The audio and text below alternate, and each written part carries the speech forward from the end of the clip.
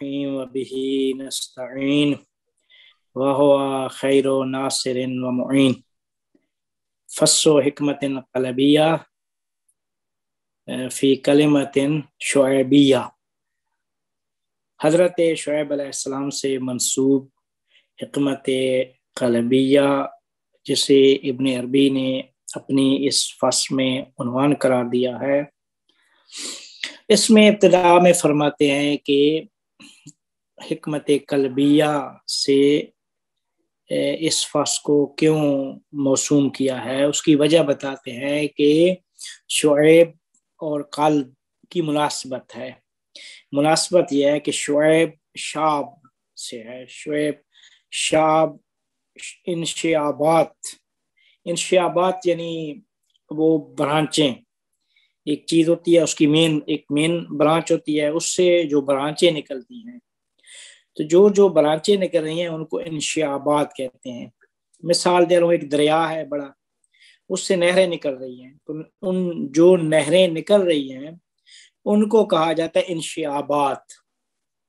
انشعابات، شعب، شعیب، یہ سارا ایک ہی اس کا جو ہے نا وہ معنی ہے۔ تو کہتے ہیں کہ چونکہ شعیب کے معنی میں یہ چیز اخذ کی گئی ہے،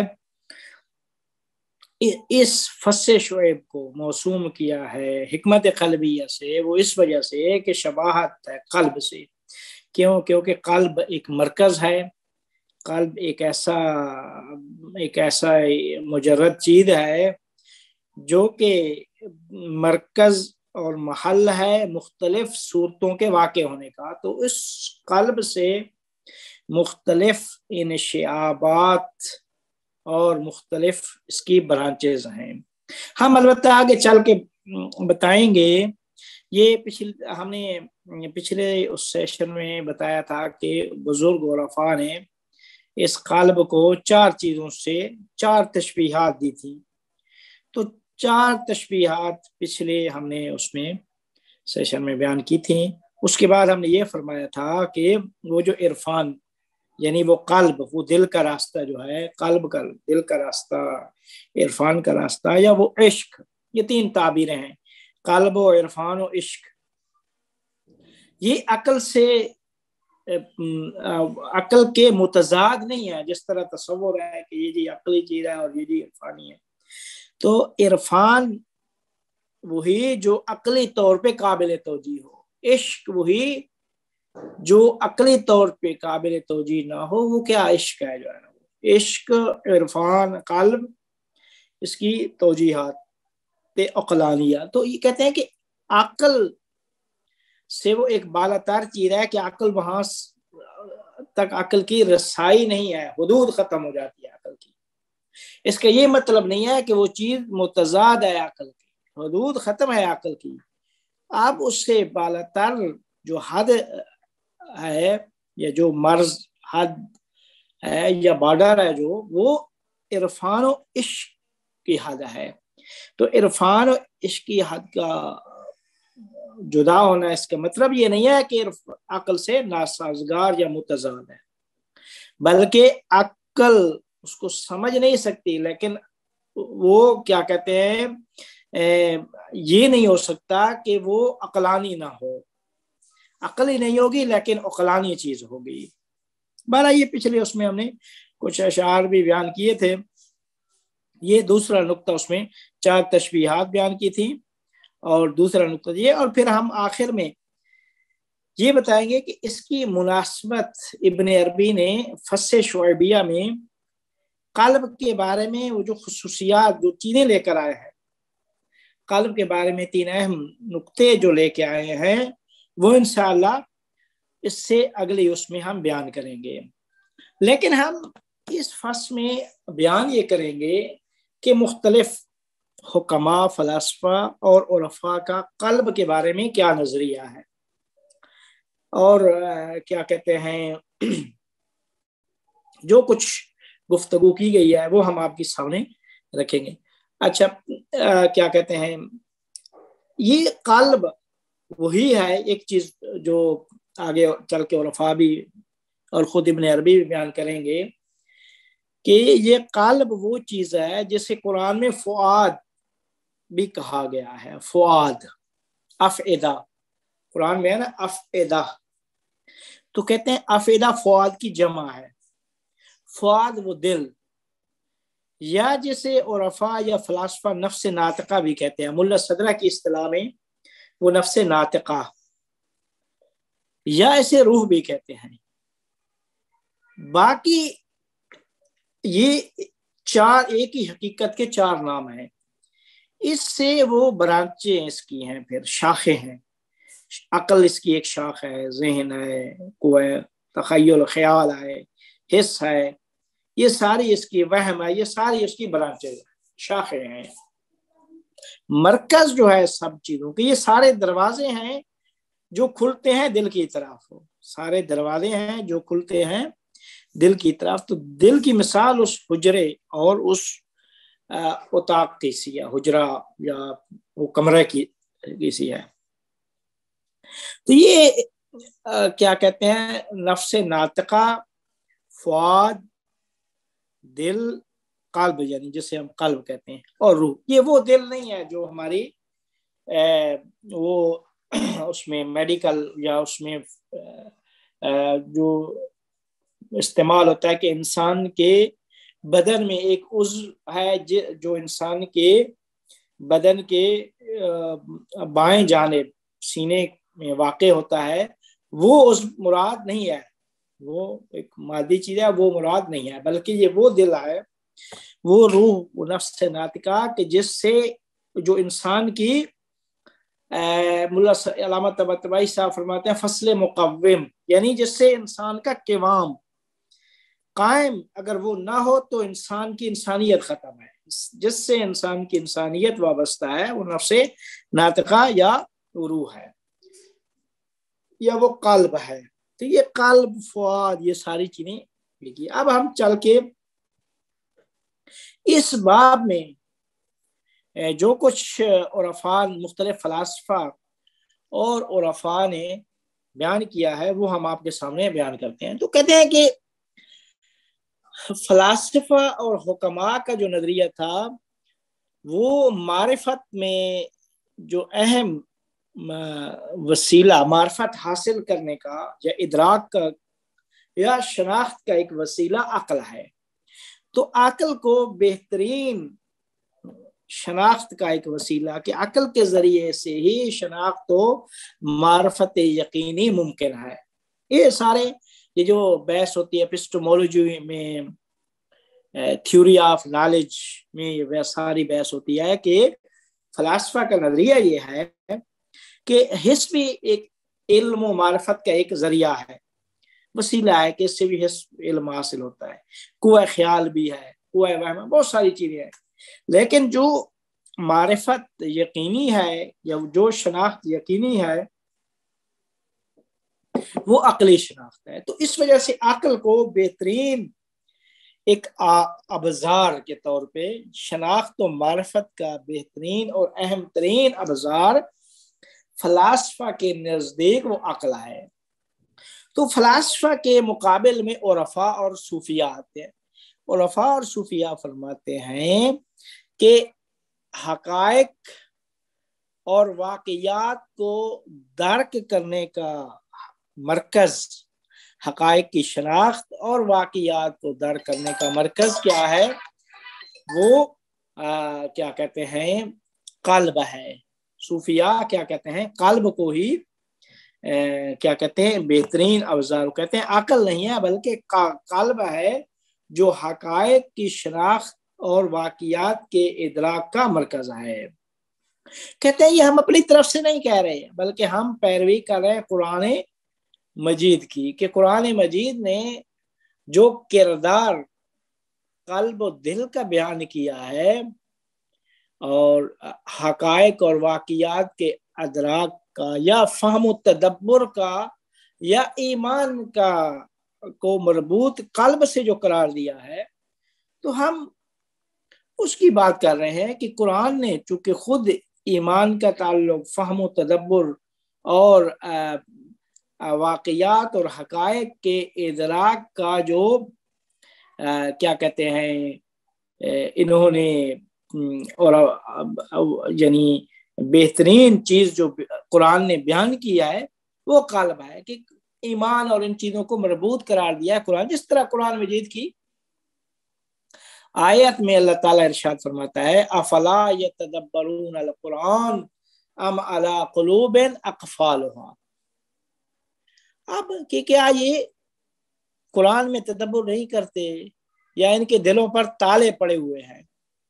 تو تدبر کو مربوط قرار دیا ہے قلب سے، اور اس آیت میں اللہ تعالیٰ نے تدبر کو نسبت دی ہے قلب سے. یا اسی طریقے سے دوسری ایک آیت ہے جس میں اللہ تعالیٰ نے ایمان کو دل اور قلب سے مربوط قرار دیا ہے، جس طرح فرمایا اولئک کتب فی قلوبہم الایمان، یہ وہ لوگ ہیں جن کے دلوں میں ایمان کو لکھ دیا گیا ہے. یا فرمایا فاما الذین فی قلوبہم زیغ، یہ جو وہ جن کے دلوں میں زنگ ہے، یعنی جو جن کے دلوں میں ایمان کے برخلاف چیز ہے.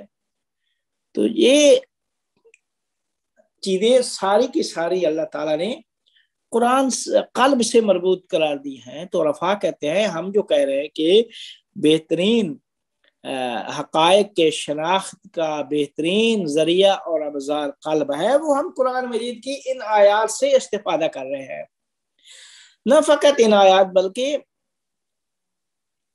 نہ فقط یہ بلکہ احادیث اور روایات اہل البیت کو بھی دیکھتے ہیں یا پیغمبر کی احادیث، تو اس میں بھی ذات حق کے شہود اور عالم بالا کے حقائق کا جو بہترین ابزار ہے احادیث میں، وہ بھی قلب اور دل معرفی ہوا ہے. جس طرح خود پیغمبر کی حدیث قدسی میں ہے لا یسعنی ارضی ولا سمائی ولکن وسعنی قلب عبدی المؤمن. وسعت نہ زمینوں میں ہے نہ آسمانوں میں ہے اتنی وسعت جتنی مومن کے دل میں وسعت ہے.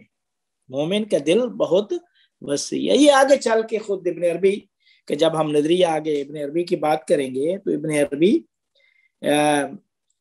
جہاں فرماتے ہیں علم کی وسعت، رحمت کی وسعت، عرش کی وسعت کیا ہے، وہ ان سے زیادہ جس میں وسعت پائی جاتی ہے وہ قلب مومن ہے. قلب میں وسعت ہے، قلب انسان میں وسعت ہے. کیونکہ قلب انسان ہی ہے کہ جو ذات حق کی تجلی کا مرکز ہے.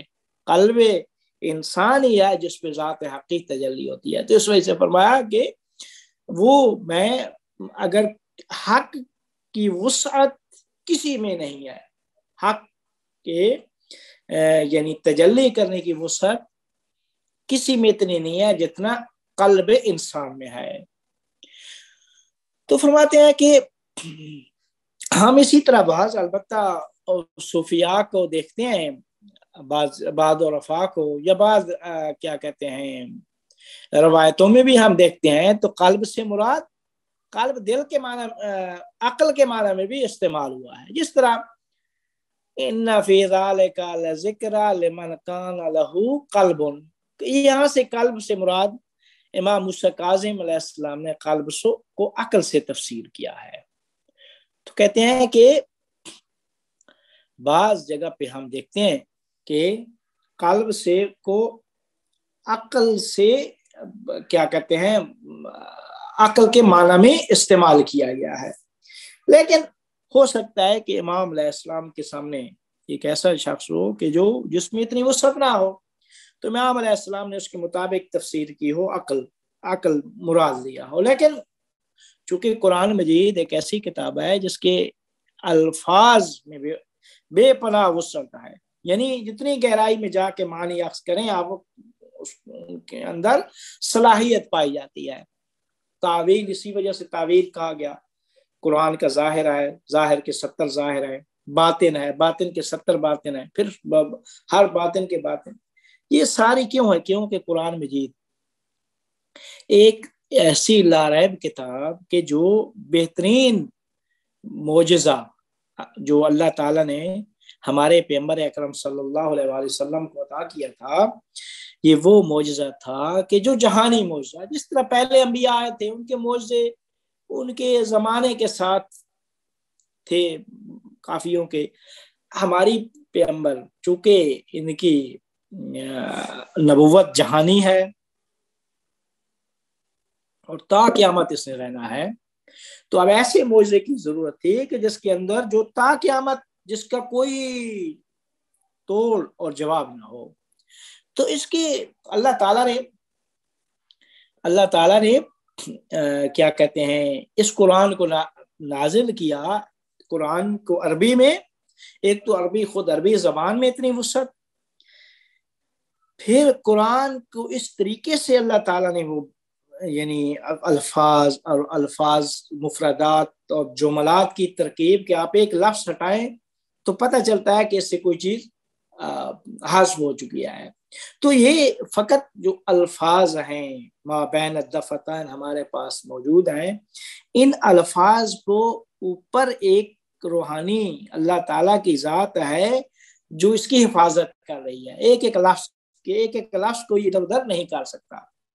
اسی وجہ سے فرمایا انا نحن نزلنا الذکر و انا لہ لحافظون، یہ قرآن ہم نے نازل کیا اور ہم ہی اس کے محافظ ہیں، یعنی تحریف قرآن ناممکن ہے، اس کے الفاظ میں کمی زیادتی نہیں ہے، الفاظ میں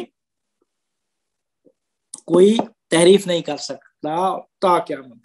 معنی وہ اللہ تعالیٰ نے ہر ایک کی عقل کے اوپر چھوڑ دیے ہیں، جتنے جس کا علم و معرفت ہوگا اتنی اس کی تفسیر اور اس کو سمجھنے کی اس میں صلاحیت ہوگی۔ لیکن قرآن مجید کو ایک ایسا معجزہ قرار دیا ہے کہ جو ہر قسم کی تحریف لفظی سے پاک ہے، کوئی کسی قسم کی تحریف اس میں نہیں ہو سکتی۔ معنی لوگ ادھر ادھر کر دیتے ہیں، تفسیر میں ہر ایک کی تفسیر ہے، ترجمے میں کر دیں گے، لیکن قرآن کے جو الفاظ ہیں اس میں کسی قسم کی وہ نہیں ہے۔ لیکن البتہ بعض لوگ مسلمانوں کے بہت ہی کم لوگ، ہر فرقے سے ایک دو لوگ مثال دے رہا ہوں، جو قرآن کی تعریف کے بھی قائل ہوئے ہیں، لیکن پھر آخر عمر میں جا کے پشیمانی کا اظہار کیا اور پھر کتاب لکھ ڈالی، لیکن جو کتاب پہلے لکھی گئی تھی وہ زیادہ مشہور ہو گئی کہ یہ تعریف قرآن کا کہہ رہے ہیں۔ مثال دے رہا ہوں، کچھ آیتیں وہ لے کے آئے کہ جو دلیل بتائیں کہ اس میں جو ہے نا جی قرآن میں تعریف ہوئی ہے، کیا کہتے ہیں کہ اگر تم عدل قائم نہ کر سکو تو فن کے ہو ما طاب لکم من النساء، تو عورتوں سے پاکیزہ عورتوں سے نکاح کرو۔ تو کہتے ہیں کہ ان دو جملوں کے درمیان کوئی ربط ہی نہیں ہے، درمیان میں کوئی کافی ساری چیزیں حذف ہیں، تو اس کے مطلب ہے کہ تعریف ہوئی ہے، اس قسم کی دلیلیں دی۔ لیکن تمام مسلمانوں کا پیغمبر کے بعد مسلمانوں کے تمام فرقوں کا عقلی قرآنی احادیث کی روح سے اتفاق ہے، اجماع ہے کہ قرآن میں تحریف واقع ہو ہی نہیں سکتی، یعنی ناممکن ہے واقع ہونا۔ کیونکہ وہ جو اوپر قدرت ہے اللہ تعالیٰ کی ذات، وہ اس کی محافظ ہے، وہ ایک ایک لفظ کے اوپر وہ قدرت اس کو ادھر ادھر نہیں ہونے دیتی، اور یہی اس کا معجزہ ہے۔ بڑے بڑے لوگوں نے تاریخ میں، صدر اسلام میں بھی کوشش کی ہے آیات لانے کی، صورتیں لے آنے کی، اسی وجہ سے اللہ نے فرمایا ایک صورت لے آؤ، ایک آیت اس کے مقابلے میں لے آؤ، کوئی نہیں لا سکا۔ ہاں کچھ یہ ہوا ہے کہ جمع قرآن، تاریخ میں قرآن جب جمع کیا گیا تو قرآن کے جمع کرنے میں پیغمبر اکرم صلی اللہ علیہ وآلہ وسلم تو یہ بتاتے تھے، جب آیات نازل ہوتی تھی سارے صحابہ اور کاتب جو تھے وہ لکھتے تھے تو بتاتے تھے کہ یہ آیت فلاں سورہ میں رکھ دو، یہ فلاں میں رکھ دو، یہ فلاں میں رکھ دو، یہ فلاں میں رکھ دو۔ تو جو قرآن جمع ہوا صدر اسلام میں تو وہ وہی قرآن تھا جس کے اوپر سب کا اجماع تھا، اور کیا کہتے ہیں خود اہل البیت جن کا موقف کچھ صحابہ کے ساتھ نہیں وہ تھا، لیکن حضرت علی علیہ السلام نے اپنے ہاتھ سے ایک لکھا، یعنی قرآن وہی تھا، اس قرآن کی تفسیر اور شان نزول ان کے پاس تھا، وہ اپنے ہاتھ سے سائڈ حاشیے پہ ہر آیت کا ان کے پاس موجود تھا۔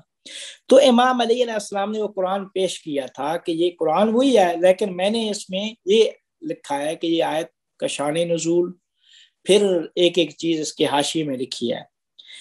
تو وہ قرآن قبول نہیں کیا گیا تھا، تو مولا نے فرمایا تھا کہ اب آپ اسے نہیں دیکھیں گے، امام مہدی علیہ السلام کے پاس یہ ہوگا۔ پھر اسی امام علی علیہ السلام نے وہی قرآن جو اس وقت جمع ہو چکا تھا فرمایا کہ یہ وہی قرآن ہے جو میرے پاس ہے، کوئی اس میں رد و بدل نہیں ہے، لیکن میرے پاس جو اضافہ ہے وہ یہ ہے کہ میں نے ساتھ لکھا ہے کہ اس کا شان نزول کیا ہے، تفسیر کیا ہے، یہ ساری چیزیں جو ہے نا وہ میں نے کس کے بارے میں یہ نازل ہوئی ہے، وہ ساری سب کچھ لکھا ہے۔ پھر صدر اسلام میں صحابہ کا دور بھی تھا، اہل البیت کا بھی، خلفاء کا بھی، ہر اہل البیت کے پاس، ہر اہل البیت نے اسی قرآن، وہی قرآن۔ یہ غلط پروپیگنڈا کیا گیا کہ کچھ شیعوں کا مثلا یا اہل سنت یا ادھر الزامات لگتے رہے بعد میں، لیکن قرآن 1400 سال سے وہی ہے، اور وہی ہے اور وہی ہوگا، اور نہ ہی اس میں کوئی کسی قسم کی کسی انسان میں کوئی ایسی اس قسم کی جرأت نہیں ہے کہ وہ ایسا کوئی قرآن ادھر ادھر یا لا سکے یا پیش کر سکے۔ کچھ غلط فہمیاں تاریخ میں ہوئی ہے، بہت کم لوگوں سے، نادر لوگوں سے جو ہے نا وہ۔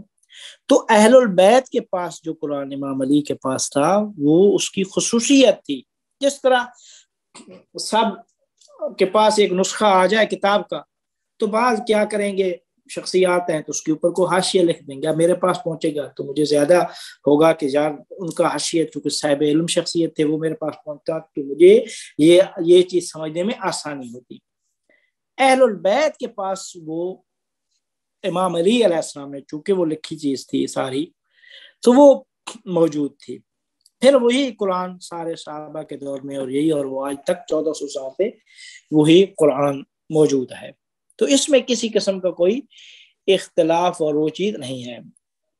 ہاں یہ قرآن معجزہ اس وجہ سے کہ اس قرآن کے اندر الفاظ اور ان چیزوں کو بھی رکھیں سائڈ پہ، تو ہر لفظ کے اندر اتنی بے پناہ وسعت ہے کہ اس کی جتنا گہرائی میں جا کے آپ سوچیں آپ اس سے معانی اخذ کر سکتے ہیں، اس کے ظاہر سے بھی ظاہر اخذ کر سکتے ہیں، اس کے باطن سے بھی باطن اخذ کر سکتے ہیں۔ آپ دیکھیں خود ابن عربی کو، ابن عربی نے جو تفسیر کیا ہے، اگر ظاہر قرآن کو پڑھا جائے اور تفسیر کو تو لگتا ہے کہ یہ تو تفسیر برائے کر رہے ہیں، یہ تو کسی جہت سے مربوط ہی نہیں آیا ایسے، لیکن گہرائی میں جائیں گے تو سوچیں گے کہ نہیں، مثال دے رہا ہوں، یہ قلب سب معنی کر دیں کہ یہ دل، لفظ قلب کے اوپر نہیں سوچا کہ قلب کو قلب کیوں کہا گیا۔ قلب کا مطلب تقلیب، قبول کرنا، ادھر ادھر ہونا، اس کی شاخیں، انشعابات، چونکہ پھر جو ہے نا مختلف صورتوں کو قبول کرنا، بہت ساری یہ جو جس گہرائی میں لفظ اس قلب کی گہرائی میں ابن عربی گئے ہیں، یا اسی طریقے سے اور حکما فلاسفہ بھی جو گئے ہیں، تو اس لفظ کے اندر اتنی وسعت ہے، لفظ کے اندر اتنی وسعت ہے کہ جتنا آپ جائیں گہرائی میں جا سکتے ہیں۔ تو فرماتے ہیں کہ قلب ایک معرفتوں کا مرکز ہے، عرفاء کے نزدیک کہتے ہیں کہ قلب معرفتوں کا مرکز قلب ہے، ادراکات حقائق کو درک کرنے کا مرکز ادراک عقل ہے۔ تو فرماتے ہیں کہ اگر وہ الہامات جو فوق عقل ہے وہ بھی اسی قلب کے وسیلہ سے ہی ممکن ہے، ان کی شناخت، ان کو سمجھنا دل کے ذریعے سے ہی ہے۔ تو دل ایک وسیلہ ہے ان حقائق تک پہنچنے کا جہاں حس و عقل کی رسائی نہیں ہے، اور کہتے ہیں کہ قلب سے مراد عرفاء کے ہاں یہی معنی ہے کہ جیسے عربی میں قرآن میں لفظ فؤاد سے بھی تعبیر کیا گیا ہے۔ تو کہتے ہیں کہ یا اس کو ابن عربی نے یا بعض شارحین نے مثال کے طور پر مثلا کہا کہ قلب معرفت خدا کو تحصیل کرنے کا وسیلہ اور اسرار الہی کو حاصل کرنے کا ایک وسیلہ ہے۔ اسرار الہی بھی قلب سے حاصل ہوتے ہیں، بلکہ ہر وہ چیز جو علم باطن میں واقع ہوتی ہے، علم باطن میں ان کو حاصل بھی قلب کے ذریعے سے ہی کر سکتے ہیں، کیونکہ قلب سے ہی شہود ہوتا ہے، پس پردہ چیزیں۔ تو باطن میں جو علم باطن میں جو کچھ ہے وہ بھی اسی کے ذریعے سے، ہم قلب کے ذریعے سے ہی اس کو حاصل کر سکتے ہیں۔ لہذا کہتے ہیں قلب ادراک اور ذوق محبت عشق کے ادراک کا وسیلہ ہے۔ تو کہتے ہیں کہ یہ ہے قلب۔ اب اس کے اندر کہتے ہیں کہ تاج الدین خارزمی جو فصوص الحکم کے شارح ہیں، وہ فرماتے ہیں کہ قلب جہاں قرآن میں فؤاد کہا گیا ہے، وہاں قلب کا اطلاق نفس ناطقہ پہ بھی ہوتا ہے۔ تو کہتے ہیں کہ قلب کو نفس ناطقہ بھی کہا جاتا ہے۔ کہ کوئی نفس ناطقہ کا کیا مطلب ہے؟ کہ کہتے ہیں کہ نفس ناطقہ بھی کیا کرتا ہے، جزئی اور کلی معنی کو مشاہدہ کرتا ہے۔ جزئی اور کلی معنی جتنے بھی ہیں وہ نفس ناطقہ کے ذریعے سے حاصل ہوتے ہیں۔ اس کو ہم کہتے ہیں کہ حکماء کے ہاں عقل مستفاد، ایک درجہ ہے، اس سے بھی فلاسفہ تعبیر کرتے ہیں۔ تو کہتے ہیں کہ قلب، نفس ناطقہ، عقل مستفاد، یہ کیا کہتے ہیں، ایک ہی چیزیں ہیں۔ اب محی الدین ابن عربی نے کہتے ہیں کہ قلب کو رحمت خدا، بلکہ رحمت خدا سے بھی وسیع تر قرار دیا ہے۔ اللہ تعالیٰ کی رحمت فرمایا کہ سبوح قدوس سبقت رحمتی غضبی، میری رحمت میرے غضب سے سبقت کرتی ہے، یعنی رحمت کا دائرہ وسیع ہے۔ آپ دیکھیں بسم اللہ کے بعد الرحمن الرحیم، بسم اللہ الرحمن الرحیم، تو اللہ کے بعد دائرہ رحمت۔ تو فرماتے ہیں کہ قلب رحمت خدا سے بھی وسیع تر چیز کا نام ہے۔ کیوں؟ کیونکہ قلب عارف ہی وہ چیز ہے جو حق کی گنجائش جس کے اندر موجود ہے، حق کو دیکھنے کی صلاحیت موجود ہے۔ جتنی گنجائش اور صلاحیت قلب میں ہے وہ کسی چیز میں نہیں ہے۔ اسی وجہ سے فرمایا، ہم حضرت علی علیہ السلام سے کسی نے پوچھا کہ آپ نے اپنے رب کو دیکھا ہے؟ تو مولا نے فرمایا لم اعبد ربا لم ارہ، میں نے اس رب کی عبادت ہی نہیں کی جب تک میں نے دیکھا نہ ہو۔ تو پوچھا گیا کون سی آنکھوں سے؟ تو فرمایا دل کی آنکھ سے۔ تو یہ جو دل ہے، دل کے اندر ہی وسعت ہے۔ قلب عارف کے اندر اس حق کو دیکھنے کی وسعت اور حق کے اس میں آنے کی وسعت کیا ہے، وہ قلب میں پائی جاتی ہے۔ اسی وجہ سے فرمایا کہ القلب حرم اللہ فلا تسکن فی حرم اللہ غیر اللہ، یہ حرم خدا ہے۔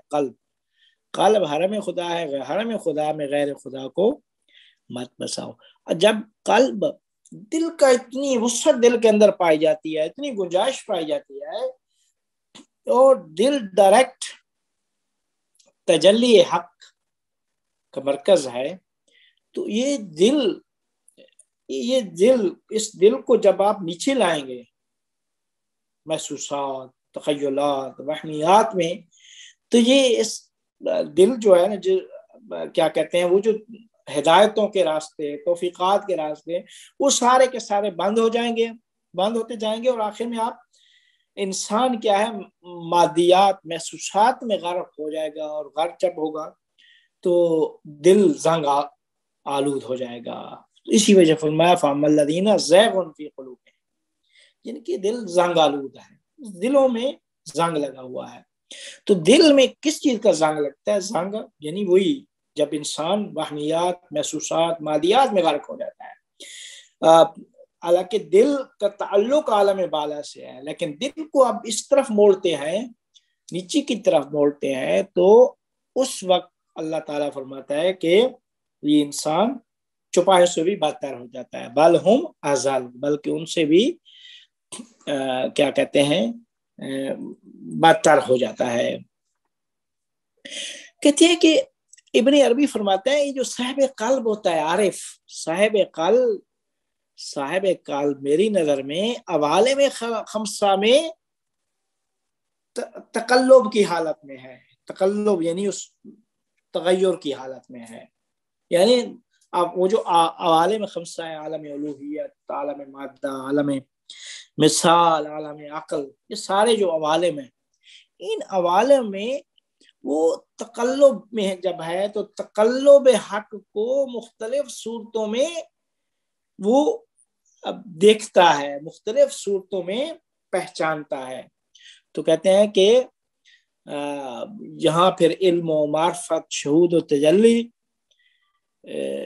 کا تعلق بھی یہیں سے ہے۔ اور یہ جو اللہ تعالیٰ نے فرمایا ان فی ذالک لذکر لمن کان لہ قلب، یہ وہی قلب ہے کہ جو تقلیب حق میں متنوع، یعنی اس میں تنوع پایا جاتا ہے،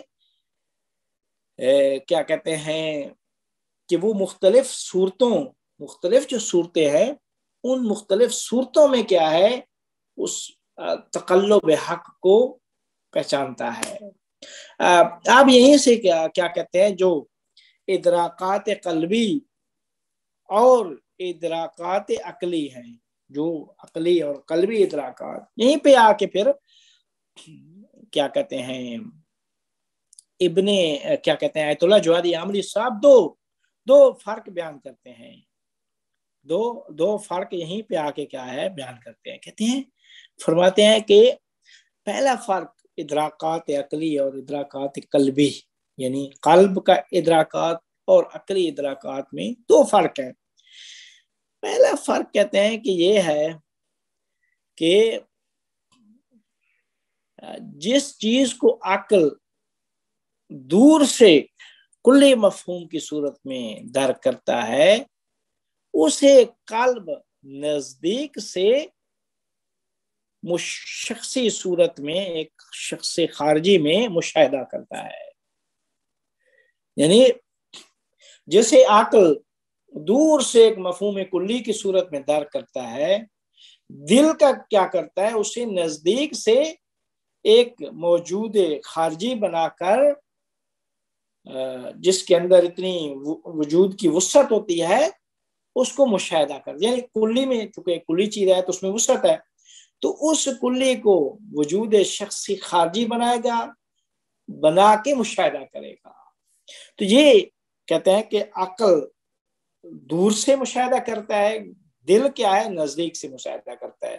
عقل کلی صورت میں مشاہدہ کرے گا، عقل قلب کیا ہے وہ شخصی اور جزئی صورت میں اس کا مشاہدہ کرے گا۔ یہ پہلا کیا ہے تفاوت۔ دوسرا فرق جو جوادی عامری صاحب یہاں پہ بیان کرتے ہیں وہ یہ ہے، فرماتے ہیں کہ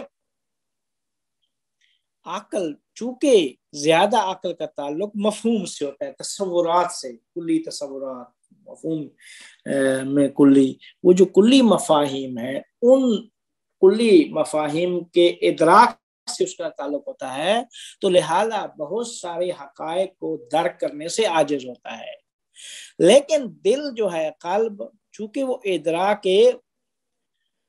شہودی کرتا ہے تو لہذا کہتے ہیں کہ وہ بہت سارے عوالم سے آگاہ ہو جاتا ہے، بہت سارے کلی اسرار بلکہ عالم کے جزئی اسرار سے بھی واقف ہو جاتا ہے۔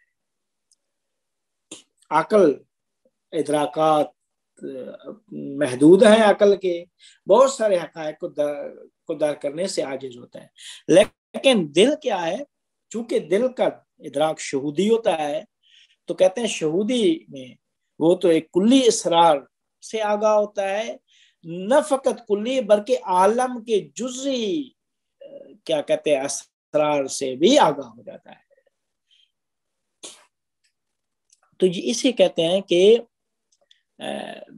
یہ آیت اللہ جوادی عامری صاحب نے دو فرق بیان کیا۔ پھر فرمایا کہ جو ان دو شناخت، دو قسم کی شناخت ہیں، ادراک عقلی اور قلبی، ان کے درمیان جو بنیادی فرق ہے وہ یہ ہے کہ عقلی شناخت تعلیم و تعلم سے ہوتی ہے، پڑھیں گے، سوچیں گے، پڑھیں گے، چیزیں پڑھیں گے، پھر سوچیں گے، ٹھیک ہے، تو اس طریقے سے پھر آپ کو آگے عقلی سوچ آپ میں آئے گی۔ تو کہتے ہیں کہ معارف عقلیہ تک پہنچنے کا راستہ درس پڑھنا، بحث کرنا، لکھنا، ٹھیک ہے، استاد کے پاس جانا، سکول میں جانا، مدرسے میں جانا، یاد کرنا، یہ سارے کے سارے معارف عقلیہ تک پہنچنے کے راستے ہیں۔ لیکن جو قلبی شناخت ہوتی ہے وہ کیا کہتے ہیں سیکھی نہیں جاتی، اس کا تعلق یاد کرنے اور سیکھنے سے نہیں ہے، بلکہ وہ کیا کہتے ہیں مستقیم دریافت ہے، اور حقائق کا بلا واسطہ حاصل ہو جانا قلبی اور روحانی سیر و سلوک سے۔ تو وہ کیا ہے یاد کرنے سے نہیں ہے اس کا تعلق، بلکہ اس کا تعلق لکھنے، پڑھنے، پڑھانے سے نہیں ہے، بلکہ مستقیم دریافت ہے، ایک ڈائریکٹ اللہ تعالیٰ کی طرف سے ایک حقائق کو پا لینا، یہ عقلی اور روحانی سیر و سلوک سے ہی ممکن ہوتا ہے۔ تو کہتے ہیں کہ عقلی شناخت میں انسان ایک چیز کو جانتا ہے، لیکن عرفانی اور قلبی شناخت میں اس کو پاتا ہے۔ جاننا اور پانے میں فرق ہے۔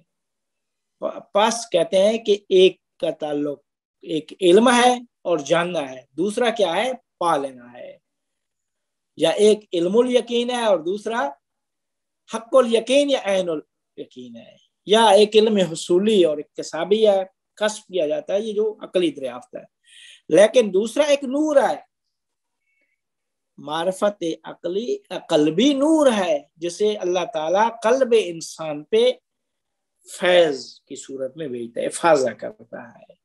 تو فرماتے کہتے ہیں کہ اسی وجہ سے جوادی عامری صاحب فرماتے ہیں اسی وجہ سے امام صادق علیہ السلام کی خدمت میں جو بصری وہ سیکھنے کے لیے مراجعہ کرتے ہیں تو امام اس کے جواب میں فرماتے ہیں لیس العلم بالتعلم، یہ سیکھنے سے یہ علم نہیں آتا، انما هو نور یقع فی قلب من یرید اللہ تبارک و تعالی ان یہدیہ، یہ ایک نور ہے جسے اللہ تعالیٰ اس کے دل میں ڈالتا ہے جو اللہ تعالیٰ سے اس کی ہدایت کا ارادہ کرتا ہے۔ تو کہتے ہیں کہ یہ امام کی جو کلام ہے یہ اشارہ ہے اس آیت مجیدہ قرآن مجید کی ایک اس آیت کی طرف جس میں فرمایا یہد اللہ لنورہ من یشاء، یہد اللہ لنورہ من یشاء۔ تو کہتے ہیں کہ اب کہتے ہیں کہ یہ علم قلبی جو علم ہوتا ہے یہ شہودی، یہ اس جب انسان اس مرحلے پہ فائز ہوتا ہے کہ جب عبد خدا بنتا ہے، مراحل، مقامات، سیر و سلوک، دل اور روح کے جو مقامات اور درجات کو کسب کر کے آگے جب بڑھتا ہے تو یہ الہامات کی صورت میں اس کے قلب کے اوپر آشکار ہوتے ہیں، جیسا کہ امام صادق علیہ السلام فرماتے ہیں فَإِنْ أَرَدْتَ الْعِلْمَ فَاطْلُبْ فِي نَفْسِكَ حَقِيقَةَ الْعُبُودِيَّہ، کہتے ہیں کہ جب آپ علم کا ارادہ کریں تو اپنے نفس میں حقیقت عبودیت کو طلب کریں، برخلاف اس علم کے کہ جو تعلیم و تعلم اور سیکھنے سے حاصل ہوتا ہے۔ علامہ طباطبائی صاحب اسی میں فرماتے ہیں علامہ طباطبائی صاحب، قرآن مجید کی ایک آیا ہے جس میں فرمایا گیا وَجَعَلْنَا لَهُ نُورًا يَمْشِي بِهِ فِي النَّاسِ، کہتے ہیں کہ ہم نے اس کے لیے نور قرار دیا ہے کہ جس نور سے وہ لوگوں میں مشی کرتا ہے، چلتا ہے.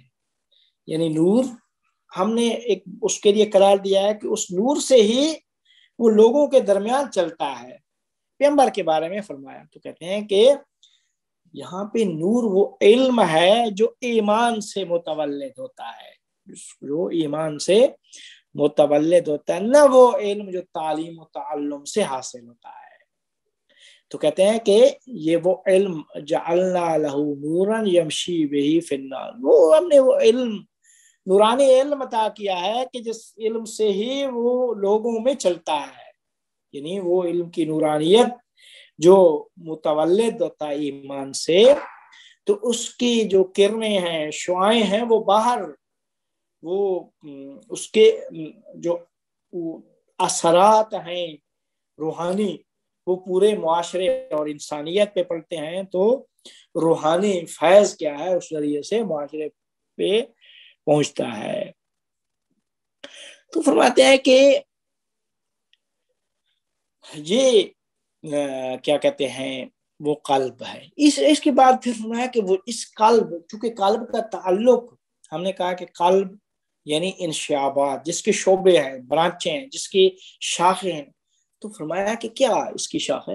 ابن عربی اور عرفا بھی کہتے ہیں، اور خوب ابن عربی نے بھی اس کے بارے میں ہم آگے چل کے بیان کریں گے کہ ابن عربی میں جو 4 خصوصیات ذکر کی ہیں قلب کی، وہ انشاءاللہ اگلے اس میں بیان کریں گے. لیکن فرماتے ہیں ابن عربی اور ابن عربی کے علاوہ جو عرفاء ہیں، کہتے ہیں کہ قلب کے اندر جو شاخیں ہیں تو یہ تمام کی تمام کہ جو بالمقابل یا ان کے موازی جو ہے وہ عالم غیب و شہادت ہے. عالم غیب اور عالم شہادت کے موازی وہ انشعابات ہیں جو دل کے اندر موجود ہیں. ٹھیک ہے، اس طرح کے ان 2 عالموں کے حقائق اس قلب میں متجلی ہوتے ہیں. قلب ہے، قلب کے اندر جو شاخیں، وہ جو انشعابات ہیں، وہ ان کے مقابل میں یہ عالم غیب و شہادت ہے. تو ان 2 عوالم کے حقائق قلب میں متجلی ہوتے ہیں، ان کی تجلی قلب میں ہوتی ہے. تو کہتے ہیں کہ جب بھی قلب اپنی تمام وسعت کے ساتھ قلب کا ظہور ہوگا تو تمام عوالم پہ اس کا سیطرہ ہوگا، تمام عوالم کو کیا ہے وہ شامل ہوگا. یعنی اس کے اندر وسعت اتنی ہے. تو کہتے ہیں کہ ہر چیز اتنی وسعت ہے کہ ہر چیز میں پھر کیا ہے ظاہر ہونا لگ جائے گی. تو کہتے ہیں کہ اب یعنی جب اتنی وسعت ہے تو حجاب کے پیچھے بھی جو کچھ ہوگی، عالم غیب اور عالم ملک کے حجاب کے پیچھے جو کچھ ہوگی اس پہ بھی یہ چیز کیا ہے، اس میں بھی ظاہر ہوگی. حجاب کے عالم غیب اور عالم شہادت کا حجاب و عالم مثال ہے. عالم مثال تو کہتے ہیں کہ پردے کے پیچھے سے عالم غیب کے عالم مثال کے مقابل میں وہ کھڑی. عالم مثال کی ہم بحث کر چکے ہیں کہ عالم مثال ایک بہت وسیع عالم ہے کہ جس کے اندر عالم غیب اور عالم مادہ ساری کی صورتیں کیا ہیں اس عالم میں موجود ہیں. تو چونکہ عالم غیب اور عالم شہادت قلب کے اندر جتنی انشعابات ہیں وہ ان کے موازی وہ عالم ہیں، اور ان عالم کے حقائق سارے کے سارے قلب میں متجلی ہوتے ہیں. جب قلب میں ان کی تجلی ہوتی ہے تو پردے کے پیچھے جو عالم مثال ہے، پردے کے پیچھے کیا ہے جو عالم مثال، وہ اس کے معنی اور صورتیں کیا ہیں، وہ کیا کہتے ہیں یعنی سمجھ میں، یعنی وہ انسان کے لیے اس قلب کے ذریعے سے ہی حاصل ہو جاتی ہیں. تو یہ یعنی قلب کی وسعت کے بارے میں فرماتے ہیں کہ قلب کے اندر اتنی وسعت ہے کہ سارے کے سارے عوالم پہ اس کا سیطرہ، اور تمام عوالم کو کیا ہے وہ شامل ہے. تو لہذا عالم غیب، عالم شہادت، عالم مثال کے اوپر چونکہ عالم غیب اور عالم شہادت کی صورتیں اس عالم مثال میں ہیں، اور وہ صورتیں اس باطن میں، تو سارے کے سارے کیا ہے اس قلب کا سیطرہ ہے ان تمام عوالم پر. تو کہتے ہیں کہ پھر محی الدین عربی فرماتے ہیں کہ اللہ تعالیٰ نے قلب کے اندر جتنی شاخیں، ہر شاخ کے برابر میں حضرات الہیہ کے الہامات میں سے ایک الہام کو قرار دیا ہے. اس کی پھر کیا کہتے ہیں، پھر آگے 4 وجہ شاخیں بیان کرتے ہیں. قلب کے اندر 4 وجوہ کہتے ہیں کہ پہلی وجہ قلب کی حضرات الہیہ میں سے حضرت احکام، یعنی مطلب یہ ہے کہ جب مجاہدت کے ذریعے سے دل کیا ہے پاکیزہ ہوگا، دل جب پاکیزہ ہوگا تو اس وقت حضرات الہیہ میں سے حضرت احکام پہ اس کی نظر ہوگی. پہلی قلب کی پہلی وجوہ اور پہلی وجہ یا پہلی نسبت یا پہلی شاخ، یعنی جب قلب پہلی دفعہ جب دیکھتا ہے کسی کو، تو پہلے جب قلب کو مجاہدت سے آپ پاکیزہ کریں گے تو پہلی نظر اس کی حضرت الہیہ میں سے حضرت احکام کے اوپر ہوگی، حضرت احکام کے اوپر. کہتے ہیں کہ دوسری اس کی وجہ اس کے بعد حضرت اختیار کے اوپر ہوگی. حضرت اختیار میں کیا ہے کہ اللہ تعالیٰ یعنی صفائے دل سے تمام امور کو سپرد کر دے گا، اللہ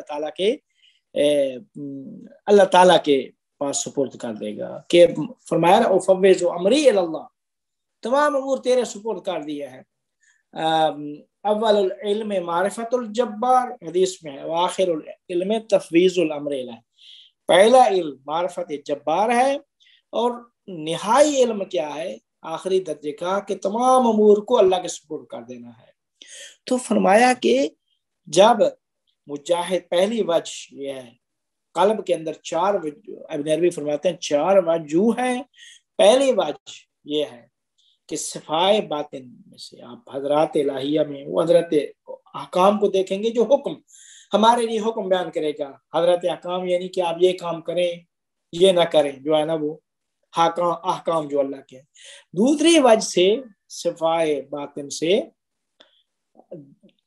اس سے بالا تر درجہ یہ ہوگا کہ تمام امور کو وہ حضرت اختیار کا نام دیتے ہیں، تمام امور کو سپرد کر دیں گے اللہ تعالیٰ کے، اللہ تعالیٰ کے پاس سپرد کر دیں گے.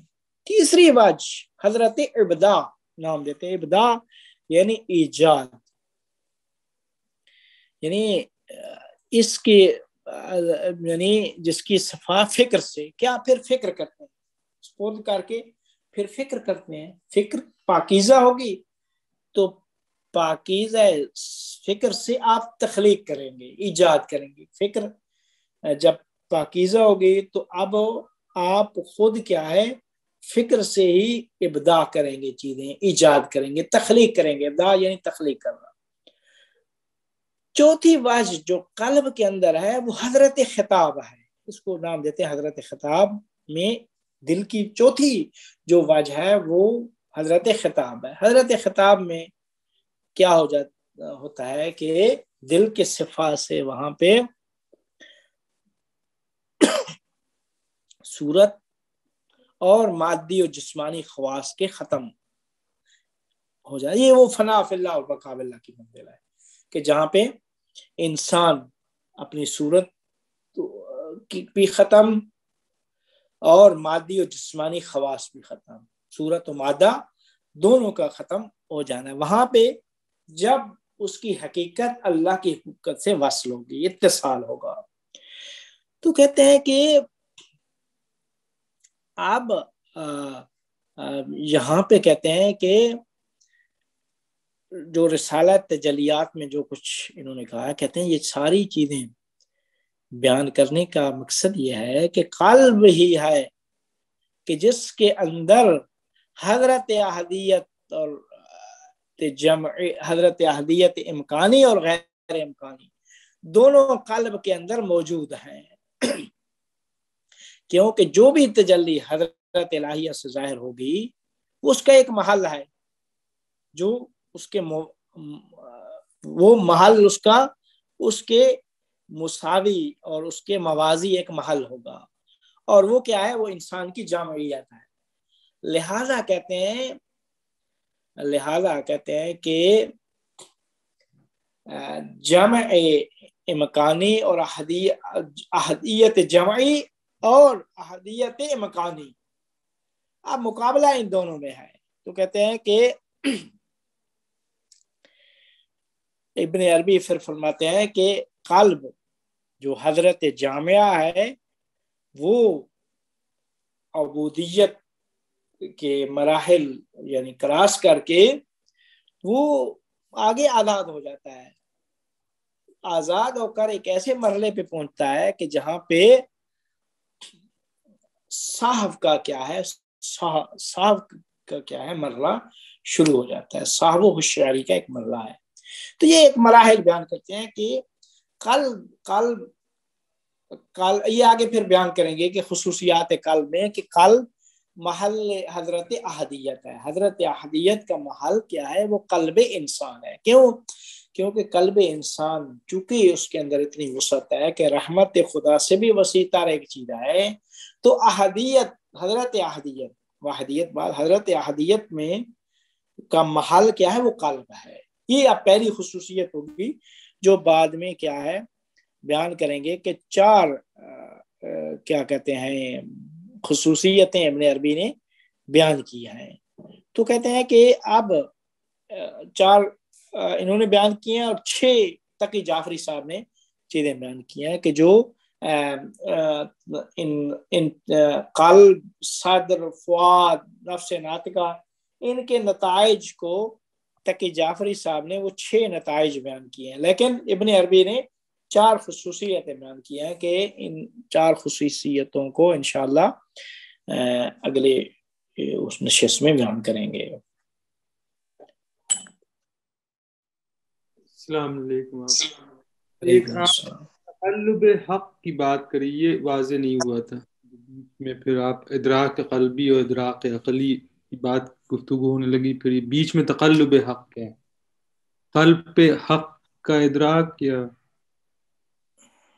تقلب کا مطلب ہوتا ہے دیکھیں جس میں تنوع، تو تقلب ایک تو تقلب فارسی میں تقلب ہوتا ہے نا، اس کا معنی تو الٹ ہے، تقلب جو ہے نا وہ، تو یہ ہے قلب۔ دیکھیں کہتے ہیں نا یا مقلب القلوب والابصار، اے دلوں کو ادھر ادھر کرنے والے، موڑنے والے، اے یا مقلب القلوب والابصار، تو دل بھی ادھر ادھر ہوتا ہے نا، تو دل میں وجوہات پائی جاتی ہیں، تو یہ اسی کی بات کر کے دل کی، پھر اس میں ابن عربی نے کہا کہ چونکہ ادھر ادھر ہوتا ہے تو اس کی 4 اس کے اندر وجوہ پائی جاتی ہیں، وہ 4 وجوہ بیان کی۔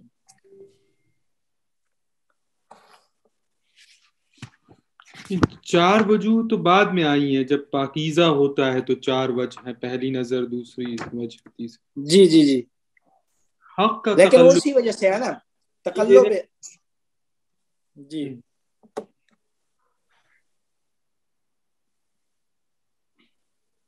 یہ اسی سے جڑا ہوا ہے جو وجہ جو دکھائی دینا چہرہ۔ جی جی جی الحمدللہ جی، یعنی آپ اس کے اندر 4 چہرے ہیں، دوسرے لفظوں میں قلب کے 4 چہرے۔